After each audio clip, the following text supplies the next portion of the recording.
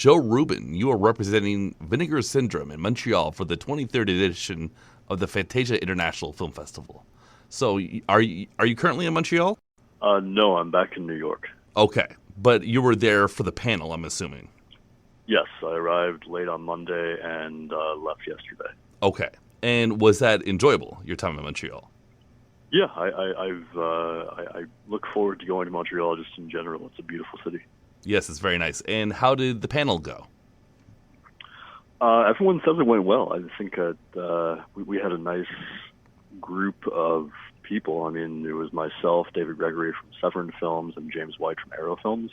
And I think that, there's certainly other labels and people who have been doing wonderful work as well, such as Bob Murawski for Grindhouse Releasing and Bill Lustig at Blue Underground and Pete at Mondo Macabro and such. But I think between the three of us, we did a nice job of covering the range of issues that occur in doing restorations of these films for home video. Yeah, I really wish I was there. It sounded really interesting. So how did Vinegar Syndrome start, and what is the greatest challenge that you guys face? Well, it started out of the failure of a lab business, which is sort of a long story depending on how in-depth you want to get. But I had gotten involved with some people who wanted to do a restoration lab, and the person who I was doing most of the work with, Ryan, who is still my primary partner in Vinegar Syndrome, he and I had relocated from Chicago to the New York area to try to do this lab with some other people, and the clientele just really wasn't there. So we had, or really I should say Ryan, had come up with the idea of why don't we do some releases of films, since I knew a lot of filmmakers and rights owners and just had a lot of films myself, and basically use them as a way to kind of promote the lab. Not quite the same thing, but just, having releases out that would be like very fronted by we did all the work at our lab. And the releases took off, the lab did not, so we ended up sort of folding the lab, and then eventually we decided to open up another lab when we had more established the home video side. But that's how Vinegar Syndrome started. And I don't know if that really makes sense, but I think it's perfectly clear. And what would you say your greatest current challenge is in the market? Finding films that are compelling. Okay. Very clear. So the August releases look incredible. And Montreal audiences will, a Montreal audience will have the chance to see Decoder, which is coming out in August. So they'll get a little sneak peek and see it on a big screen. So really cool opportunity for them. Can you tell us a little bit about Decoder? What it's about? What kind of style it's shot?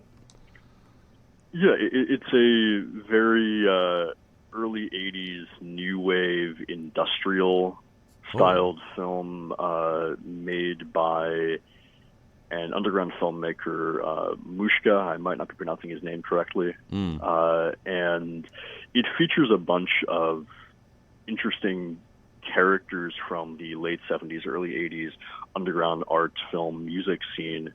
FM Einheit, Christian F., the real Christian F., whose book was the basis for the film of the same name, as well as William S. Burroughs. And it has a great soundtrack as well, which is headlined by Soft Cell. Visually, the film is very colorful, despite its sort of drab industrial settings, and it was shot in 60 millimeter.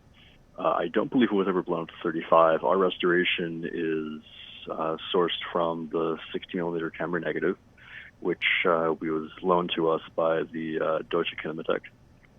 And it was our first time doing anything with them. It was a surprisingly nice experience, considering that a lot of national archives and other, and this goes for the United States as well, nationally run film repositories tend to have a lot of bureaucratic red tape with working with elements that are deposited there, and the Kinematheque was extremely easy to deal with, so that was a pleasant surprise. Yeah, what else do you want to know?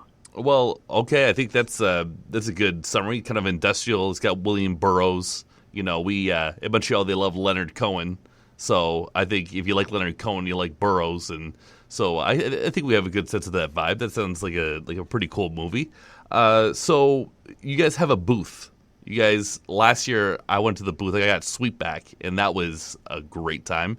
So I'm sure you would encourage people to buy everything that they can. But if you had to narrow down, let's say I want to get like 3 or 4 Blu-rays at the Vinegar Syndrome booth, what are some essentials people should pick up?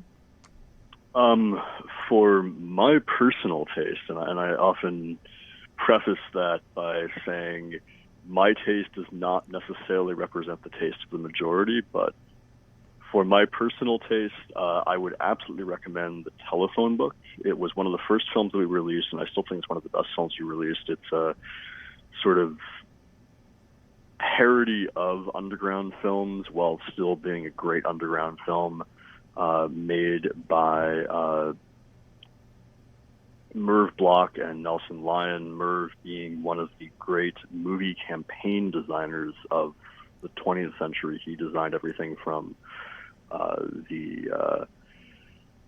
most of Roman Polanski's campaigns, most of Kubrick's campaigns. His wife was also a great campaign designer. She worked extensively with Woody Allen. And Nelson was a brilliant comedic writer. He was one of the original staff writers at Saturday Night Live when they launched. And the film is basically a satire of underground culture of the time. The film is from 1971, as well as a kind of parody of sexploitation and exploitation film tropes. But it's gorgeously photographed, black and white, art film, underground film, slapstick comedy, which ends with a pretty stunning color animation sequence. So I love that film. I think it was one of the things that I knew that when we decided we were going to start Vinegar Syndrome, like I knew this is one of the movies that we wanted, and we were able to get it. Pigs, which is a sort of psychological character study masquerading as a horror movie. Directed by a character actor named Mark Lawrence, and who also appears in the film, and also starring his real life daughter, Toni Lawrence. And it's a fascinating movie for a number of reasons, because it's interesting to see this father-daughter team on screen, especially considering the characters that they play. And it's also just a really astutely constructed film where it's compact and short. It's only about 85 minutes, but it allows itself to breathe and allow all of its characters to develop. And it also just has some, again, stunning visuals by Glenn Rowland, who is probably, if he is remembered, he is probably best remembered for shooting Ilsa Shewell from the SS. Classic. And I should probably recommend something recent. So let me see. Corruption of Chris Miller. Easily, I think, the best film that we've released so far this year. It's another deliberately slow and thoughtful Spanish giallo, directed by Juan Antonio Bardem, who was Javier Bardem's uncle. It's a nice mix of, similar to Pigs, like a very deliberate character study where no one may or may not be as they seem. Everyone has their ulterior motives and traumas. And then it's, periodically punctuated by surprisingly mean-spirited and violent killings, including a very grim massacring of an entire family, kids included. Oof. It's a movie that had never had an official DVD release anywhere in the world, was barely viewable even on VHS, and it's gorgeously photographed in scope.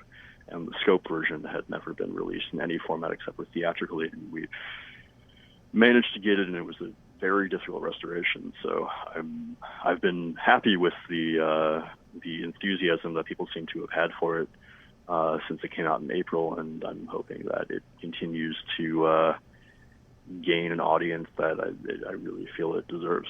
Wow, I saw that movie at the mall. I might have to pick that up myself. So, and I'm personally really excited for Putney Swope to pick that up eventually, because that is a hilarious movie.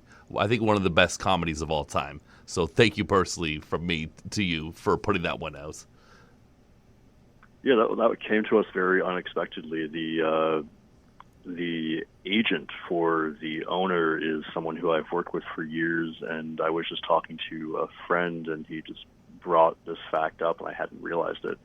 And so I called the guy, and he said, "Yeah, it's available. Let's do a deal," and we did. That's awesome. So cool. And I'm going to suggest, if people are want to hit up that booth in Montreal, and you want to dip in to maybe like 4 movies, I would get those Rudy Ray Moore movies, because I personally just got through everything, the commentary tracks, the documentaries, and it's so comprehensive. They've never looked so good. You don't see any boom mics or anything. So again, thank you so much for putting those Rudy Ray Moore movies out. Yeah, those were a nice group to work on, and the Netflix narrative feature about his life. I think it's called "Call Me Dolomite" or Dolomite is my name. Like that. Dolomite is my name. Yeah, right? It's coming out, I think, late this year, and if you're looking forward to that, you should definitely check out the actual films. And we have, as you mentioned, a 4-part documentary about Rudy Ray Moore's life and career that's spread between the 4 titles.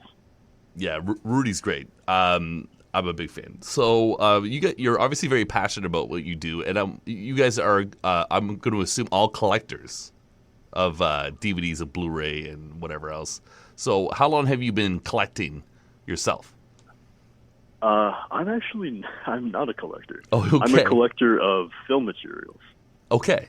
So I watch movies constantly. I try to, if I can, watch around 2 movies a day. Sometimes that turns into 6 movies one day and then nothing for the next 2 days. But I'm constantly watching stuff, and I love watching movies that are put out by other labels, which I do both because I want to see what people are doing, but also see if I spot anything that I can take inspiration from. But when I was a kid, I was buying VHS tapes religiously because that was really the only way to see a lot of these movies. I wasn't old enough, or I wasn't even alive when most of them came out theatrically, and as such, buying or renting videos was just the way to watch movies. It wasn't really about like having a collection. It was like, I wanted to see this movie. How could I see it? Well, it wasn't going to play on TV. It certainly wasn't going to play in the movie theater. Here's a VHS tape. I'll watch it. Cool. Okay, so for those people out there who maybe don't know about the movies we're talking about, they're just like dialing in. What is your? But let's say they go to the movies all the time. Maybe they're like, it's a guy like from like, let's say 17 to 24. He goes to the movies all the time, but he doesn't watch like old 70s, blaxploitation or horror movies. What is your case to him that he should dip in and check out some movies put up by Vinegar Syndrome or Scream Factory or whoever? Well, every label has its own sort of ideologies, and I'd say that ours is making these movies look as good as they possibly could. And I feel like for a lot of young people, and I'm not that old, I just turned 30 a few months ago. So for me, what makes me excited, and hopefully if a young cinephile wants to get into these movies, what can make them excited is that, you can go on YouTube and watch a lot of these things because people have put up lousy copies. But that's not doing the filmmakers justice. It's not showing the films the way that they made them, the way they wanted them to be seen, with the proper aspect ratios, with good shot-by-shot color correction, etc. And when you pick up a Vinegar Syndrome release, you're going in basically sight unseen, knowing that this is probably the best the film will ever look. And I would hope that cinephiles of all ages who are interested in exploring these types of films, because these movies are not for everyone. I'm not going to pretend that everyone is going to enjoy exploitation films, but if it's something that you're curious about because you've read about the films or you've seen one and thought, I'd like to see more, getting one of our releases basically ensures that you're going to be seeing the film the way the filmmaker wanted it to be seen. And as I said, for me, that's the most important thing. Yeah, I imagine it's very purposeful, meaningful work. I mean, I'm certainly grateful for everything you guys do. Joe Rubin, thank you for your time and more importantly for your work. So any chance you could maybe drop a little hint for us, maybe like a cryptic code as to what Vinegar Syndrome might be putting out in September and beyond? Well, lots and lots of horror. Okay. We have a couple of box sets coming up that I'm quite excited for. Oh. One is an all-horror box set. The other is a semi-horror box set. But both of those I think are going to be really good. And I'd say that of the upcoming titles, the one that I'm most excited for, and it's probably the most obscure of the bunch, is a Spanish film from the early 80s called Secta Siniestra, which is a completely ridiculous, over-the-top, sort of Joe D'Amato styled hybrid of The Exorcist and Rosemary's Baby. But and Joe D'Amato style, okay. Interesting. And it's completely just ridiculous and entertaining and has all the elements that you want in Euro horror, violence, absurd plot twists, inane dubbing. And it's never come out on disc anywhere in the world. It's barely been released on video. Never even had a North American release in any format. And we have done a new restoration of the camera negative, and it's going to look about as good as it can considering its scrappy nature. All right. Well, thank you so much, Joe Rubin. Thank you for having me.